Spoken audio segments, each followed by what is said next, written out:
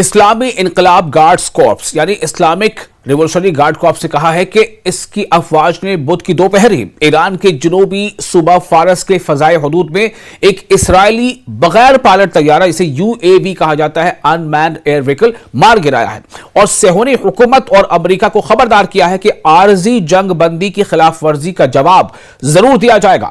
تو یہ IRGC نے ایک بڑا دعویٰ کیا ہے اور اس بڑے دعوے میں کس طرح سے اسرائیلی ایک ڈرون کو مار گرایا گیا ہے۔ دراصل IRGC نے یہ ایک گزشتہ روز اعلان کیا کہ ایک اسرائیلی ڈرون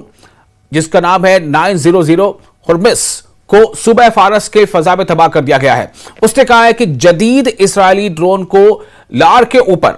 IRGC کے نئے فضائی دفاعی نظام یعنی ایئر ڈیفنس سسٹم کے ذریعے نشانہ بنا کر تباہ کیا گیا، جو ایران کے مربوط فضائی دفاعی نیٹ ورک کے تحت کام کرتا ہے یعنی کوآرڈینیٹڈ ڈیفنس میکانزم کے تحت کام کرتا ہے۔ IRGC نے واضح کیا ہے کہ امریکی اور صہیونی دشمن کے کسی بھی طیارے کا ایرانی فضائی حدود میں داخل ہونا، اگر وہ یہاں تک کہ اگر وہ عسکری کارروائی نے بھی کہا ہے کہ یہ جنگ بندی کی خلاف ورزی سمجھا جائے گا، یعنی کہ کسی بھی صورت میں وہ ایرانی حدود میں داخل نہیں ہونا چاہیے اور ایسے اقدامات کا فیصلہ کن جواب دیا جائے گا۔ امریکہ اور اسرائیلی حکومت نے، آپ کو یاد ہے 28 فروری کو اسلامی انقلاب کے اس وقت کے رہنما آیت اللہ سید علی خامنئی سمیت کئی اعلیٰ فوجی کمانڈروں اور شہریوں کے قتل کے بعد ایران کے خلاف ایک بڑے پیمانے پر بلا اشتعال یعنی انپرووکڈ فوجی مہم شروع کر دی تھی۔ جواباً ایرانی مسلح افواج نے خطے میں امریکی اور اسرائیلی ٹھکانوں پر حملے کیے اور مؤثر جوابی کارروائی کی،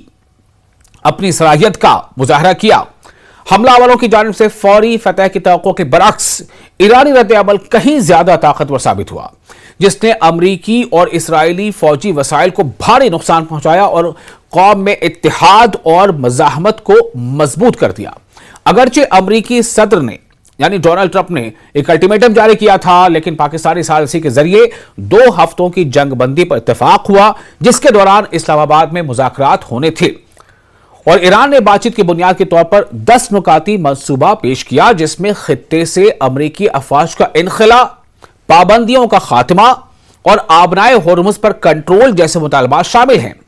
ایران کی سپریم نیشنل سیکیورٹی کونسل یعنی SNSC نے 8 اپریل کو زور دیا کہ اس جارحیت کے نتیجے میں ایران کو ایک تاریخی کامیابی حاصل ہوئی ہے، جس نے امریکہ کو مذاکرات کی شرائط ماننے پر مجبور کیا، جن میں عدم جارحیت کی ضمانت یعنی نان ایگریشن، یہ جو ایگریشن ہو رہا ہے، جو حملے ہو رہے ہیں، جارحانہ کارروائی ہو، اس کے خلاف یعنی کہ یہ اب رک جائے گی، اس کی ضمانت ہو اور دشمنی کے خاتمے کا منصوبہ شامل ہے۔ ایران نے اس بات پر زور دیا ہے کہ یہ مذاکرات تنازع کے خاتمے کی علامت نہیں ہوں گے، بلکہ سفارتی میدان میں اس کے تسلسل کی صورت ہوں گے اور امریکہ کے حوالے سے واضح عدم اعتماد پر بھی بات چیت ہوگی۔ یہ تمام چیزیں زیر نظر رکھی گئی۔